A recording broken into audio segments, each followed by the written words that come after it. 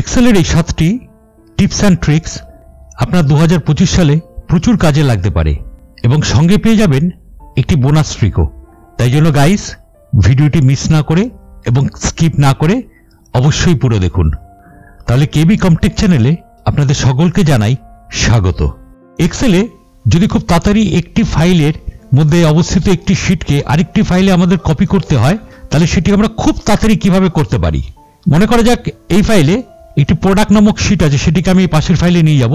তার জন্য আমরা কি করতে পারি, কিবোর্ড থেকে আমরা কন্ট্রোল কি প্রেস করে আমরা যদি এখানে যে শীটটি আছে এটিতে নিয়ে এসে আমরা এখান থেকে মাউসের লেফট বাটন প্রেস করে আমরা যদি পাশের শীটটিতে নিয়ে এসে ছেড়ে দিই, তাহলে দেখুন ম্যাজিকের মতন এটি একটি ফাইল থেকে আরেকটি ফাইলে এই শীটটি কপি হয়ে গেল। এক্সেলে ফোকাস সেল নামক একটি দুর্দান্ত ফিচার চলে এসছে। যেরকম মনে করা যাক আমরা যদি এখানটায় ক্লিক করি ভিউ ট্যাবে ক্লিক করার পর আমাদের এখানে দেখুন ফোকাস সেল নামক একটি ফিচার অ্যাড হয়ে গেছে।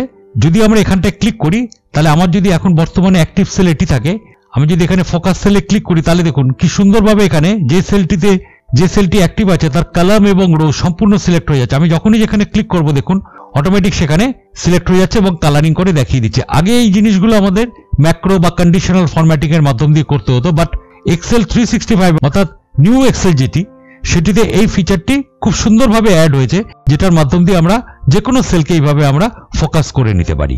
এছাড়াও আমরা যদি চাই যেখানে যে ফোকাস সেল আছে তার কালারটি চেঞ্জ করব, তাহলে দেখুন এই ফোকাস সেলের পাশে যে ছোট্ট তীর চিহ্নটি আছে, ড্রপ ডাউন অ্যারোটি আছে, আমরা এটিতে ক্লিক করলাম।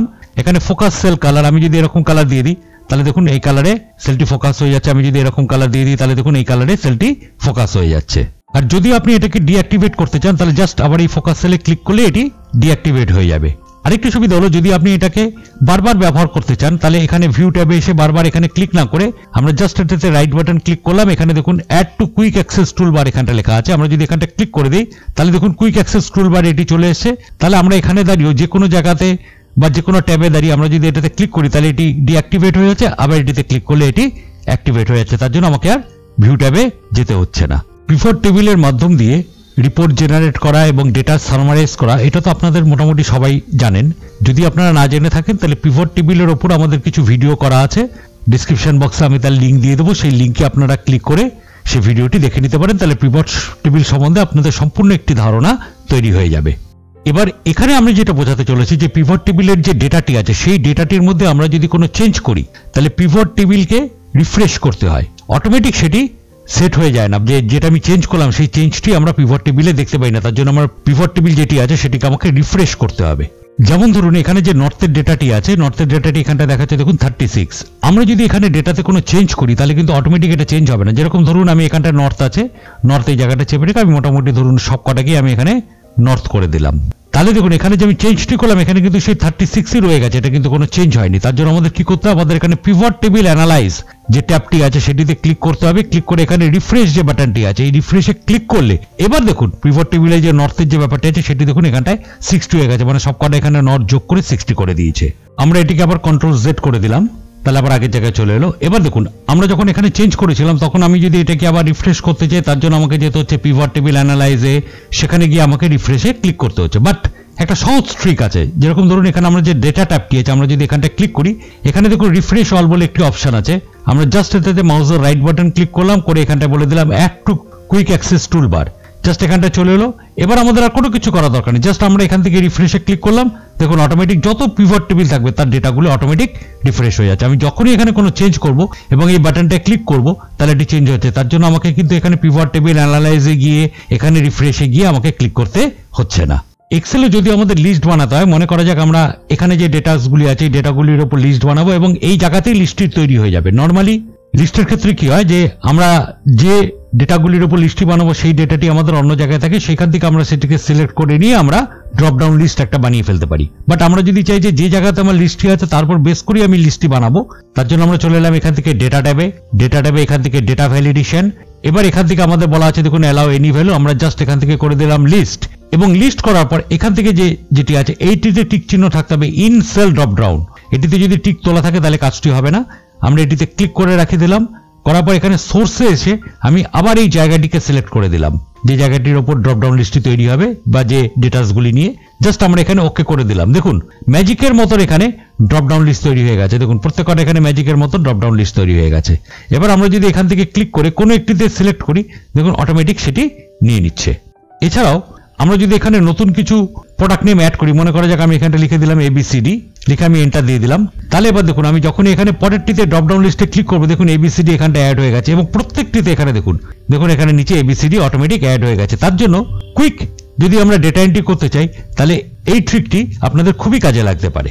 এক্সেলে আমাদের যদি কোনো প্রজেক্ট বা ড্যাশবোর্ড বানাতে হয়, সেখানে আমাদের অনেক সময় ওপরে যে হেডিংস এবং গ্রিড লাইনস সেগুলিকে উঠিয়ে ফেলতে হয়। এবার মনে করা যাক আমরা এখানে ইনভয়েস নামক শীটটিতে আছি, আমরা যদি এখান থেকে ভিউ ট্যাবে গিয়ে আমরা যদি এখান থেকে হেডিংস এখান থেকে টিক চিহ্নটি তুলে দিই এবং গ্রিড লাইনস থেকে টিক চিহ্নটি তুলে দিই, তাহলে দেখুন এখান থেকে এই শীটটি থেকে হেডিংস আর গ্রিড লাইনস দুটোই উঠে গেছে। বাট আমি যদি পাশে কোনো সিটে ক্লিক করি, সেখানে দেখুন গ্রিড লাইনস এবং হেডিংস অ্যাজ ইট ইজ রয়েছে। তাহলে আমরা এখানে সেই ট্রিকটি দেখে নেব যে কিভাবে মাল্টিপল শিটসে আমরা একবারে হেডিংস আর গ্রিড লাইনস উঠিয়ে ফেলতে পারি। এবার যদি আমরা মাল্টিপল শিটসের গ্রিড লাইনস আর হেডিং যদি তুলতে চাই, তাহলে যে কটি শিটের করব তার প্রথম শিটটিতে ক্লিক করতে হবে এবং যে শিটটি অবধি করব সেই শিটটিতে গিয়ে শিফট চেপে রেখে সেটিতে ক্লিক করতে হবে। তাহলে দেখুন এখানে সবকটা শিট পরপর সিলেক্ট হয়ে গেছে। এবার আমরা এখান থেকে চলে আসলাম ভিউ ট্যাবে। এবার এখান থেকে আমরা হেডিংস এর এই টিক চিহ্নটি তুলে দিলাম আর গ্রিড লাইনস এর এটি তুলে দিলাম। তাহলে এবার ম্যাজিক দেখুন, আমি যখনই পাশের শিটটিতে ক্লিক করব, দেখুন এটা থেকেও গ্রিড লাইন হেডিং উঠে গেছে, এটা থেকে উঠে গেছে এবং পরপর যে কটি শিট আছে দেখুন সবকটি শিট থেকে হেডিংস আর গ্রিড লাইনস এগুলি উঠে গেছে।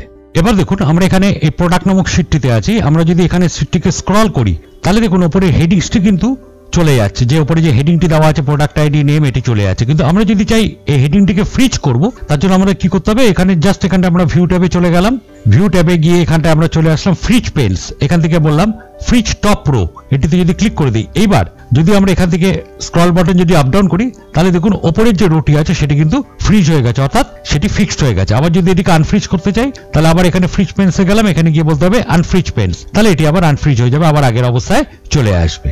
একইভাবে আমরা যদি চাই এখানে যে প্রথম কলামটি আছে সেই কলামটিও ফ্রিজ হয়ে যাবে, অর্থাৎ যখনই আমি এদিকে সরবো, ধরুন আমি এদিকটায় ক্লিক করলাম, এরকম এদিকে আমি সরাচ্ছি, তাহলে দেখুন প্রথম কলামটি চলে যাচ্ছে এবং বাদবাকি সব কলামগুলি ডান দিকে এরকম সরে যেতে থাকছে। আবার এটিকে আমি লেফট সাইডে নিয়ে এলাম, তাহলে আবার চলে এলো। বাট আমি যদি চাই যে প্রথম কলামটি ফ্রিজ হয়ে থাকবে, অর্থাৎ বাদবাকি কলামগুলো সরলো, প্রথম কলামটি ফিক্স থাকবে, তার জন্য আমরা কি করলাম, এখান থেকে আবার চলে আসলাম ফ্রিজ পেন্স, এখান থেকে বলে দিলাম ফ্রিজ ফার্স্ট কলাম। এইবার দেখুন আমি যদি এখানে ডান দিকে সরাই, তাহলে দেখুন প্রথম কলামটি কিন্তু ফিক্সড রয়েছে এবং বাদবাকি কলামগুলো পরপর সরতে থাকছে। আবার যদি তুলতে চাই, তাহলে এখানে ফ্রিজ পেন্সে গিয়ে আমাদের বলতে হবে আনফ্রিজ পেন্স। এবার আমরা যদি চাই, মনে করা যাক আমি এখান থেকে 4 নম্বর রোটিকে সিলেক্ট করলাম, যে আমরা চাইছি 4 নম্বরের উপরে যে রোগুলি আছে 3, 2, 1 এই রোগুলি ফিক্সড হয়ে যাবে, মানে কেবলমাত্র ফার্স্ট রোটি নয়, সবকটি ফিক্সড হয়ে যাবে। তার জন্য আমরা এখানটা ফ্রিজ পেন্সে গেলাম। এবার এখান থেকে ফ্রিজ টপ রো করবো না, আমরা এখান থেকে করবো ফ্রিজ পেন্স। এবার দেখুন আমি যখনই এটাকে আপ ডাউন করবো, উপরে দেখুন 3টি রো ফিক্সড হয়ে গেছে। আবার এখান থেকে আমরা যদি আনফ্রিজ পেন্স করি, তাহলে আবার এটি আগের জায়গায় চলে আসবে। আবার একইভাবে আমরা যদি এই জায়গাটাতে ক্লিক করি, এখানে ক্লিক করার পর আমরা চাইলাম যে ওপরের রোটি ফ্রিজ হয়ে যাবে আর এর লেফট সাইডে যে কলামস গুলি আছে সেগুলি ফ্রিজ হয়ে যাবে, তখন এখান থেকে আবার বললাম ফ্রিজ পেন্স। এবার আমি যদি ওপরে মাউসটাকে স্ক্রল করি, তাহলে দেখুন ওপরের রোটি ফিক্সড আছে। আবার একইভাবে আমরা যখন এখান থেকে ডান দিকে সরাবো, তাহলে দেখুন বাদিকের যে কলামগুলি আছে সেগুলো দেখুন ফ্রিজ হয়ে গেছে। আবার তুলতে গেলে আমাকে এখানে ফ্রিজ পেন্সে গিয়ে বলতে হবে আনফ্রিজ পেন্স। এক্সেলে যদি আমাদের কোনো শীটের মধ্যে যত ফর্মুলা আছে, সম্পূর্ণ ফর্মুলাগুলিকে যদি আমরা ভ্যালুতে কনভার্ট করতে চাই, তার জন্য একটা অসাধারণ শর্টকাট কি রয়েছে। যেরকম মনে করা যাক আমাদের এখানে যে সেল প্রাইস রয়েছে, আমি এখানে ডবল ক্লিক করছি, এখানে আমরা একটা নর্মাল ফর্মুলা দিয়ে রেখে দিয়েছি এবং শীটে যতই ফর্মুলা থাকুক না কেন তাতে কিছু চলে আসা যায় না। আমাদের জাস্ট কি করতে হবে, এখান থেকে পুরো শীটটিকে সিলেক্ট করলাম, এখানটায় ক্লিক করলাম, পুরো শীটটি একবারে সিলেক্ট হয়ে গেল। এবার এখান থেকে আমরা প্রেস করলাম কন্ট্রোল সি তে এটি কপি হয়ে গেল। এবার এই একই জায়গাতে আমরা control plus shift plus V press করলাম, ব্যাস দেখুন একবার আমি যখন এখানে ডবল ক্লিক করছি তখন দেখুন আর এখানে ফর্মুলা দেখাচ্ছে না, সেটি সম্পূর্ণ ভ্যালুতে কনভার্ট হয়ে গেছে। এবার চলে আসছি বোনাস ট্রিকে। ধরা যাক আমরা এখানে ছোটখাটো কোনো একটি ফর্ম ফিল আপ করছি, যেখানে আমার এখানে রয়েছে ধরুন name, email, phone, course, add, এরকম বিভিন্ন ফিল্ডস রয়েছে। এবার আমরা যদি ম্যানুয়ালি এখানে যদি কোনো দাগ দিতে চাই, তার জন্য আমরা এখানে কি করলাম, এখানে ডবল ক্লিক করলাম। এবার এখান থেকে আমরা এইভাবে আমরা দাগ দিতে পারি, বাট এখানে যদি প্রচুর ফিল্ড থাকে তাহলে এইভাবে দাগ দেওয়া সম্ভবপর হয় না। তাহলে আমরা সেই ট্রিকটি দেখে নেব, যেটিতে কিভাবে খুব তাড়াতাড়ি অটোমেটিক এখানে দাগগুলি চলে আসবে, যার উপর আমরা টাইপ করতে পারবো। তার জন্য আমরা কি করলাম, এখানে প্রথমে এই সেলগুলিকে সিলেক্ট করে নিলাম, করার পর এখান থেকে কিবোর্ড থেকে প্রেস করলাম কন্ট্রোল 1, তাহলে ফরম্যাট সেলস ডায়লগ বক্স চলে এলো। এখানে আমরা সরাসরি চলে এলাম কাস্টমে এসে এখান থেকে জেনারেল যে লেখাটি আছে সেটিকে মুছে দিলাম, এখানটায় দিলাম @, তারপরে দিলাম একটা স্টার আর তারপরে দিলাম একটা আন্ডারস্কোর দিয়ে জাস্ট এখানে ওকে ক্লিক করে দিলাম। তাহলে দেখুন অটোমেটিক সব কটা সেলের মধ্যে এরকম দাগ চলে এসে। এবার আমরা যদি কলামটিকে ছোট বড়ও করি তাহলে দেখুন দাগগুলি অটোমেটিক ছোট বড় হয়ে যাচ্ছে। এছাড়াও আমরা যদি নিচে কোনো কিছু অ্যাড করি, মনে করা যাক আমি একটা কোনো ফিল্ড অ্যাড করলাম, লিখে দিলাম XYZ, লিখে এন্টার দিলাম, তাহলেও দেখুন অটোমেটিক নিচে এরকম দাগ চলে আসে। তাহলে এরকম ফর্মের ক্ষেত্রে আমাদের এটা খুবই কার্যকরী হয়ে থাকে কোনো ফর্ম বানানোর ক্ষেত্রে। তাহলে এই ছিল আমাদের কিছু এক্সেল টিপস অ্যান্ড ট্রিক্স। আশা করি এটা আপনাদের সবারই খুব কাজে লাগতে পারে। ভিডিওটি যদি ভালো লেগে থাকে তাহলে অবশ্যই লাইক, শেয়ার এবং সাবস্ক্রাইব করবেন, আর কমেন্ট করে অবশ্যই জানিয়ে দেবেন ভিডিওটি কেমন লাগলো। পরবর্তী এই ধরনের আরো কিছু ভিডিও আমি খুব তাড়াতাড়ি নিয়ে আসছি, সঙ্গে থাকুন।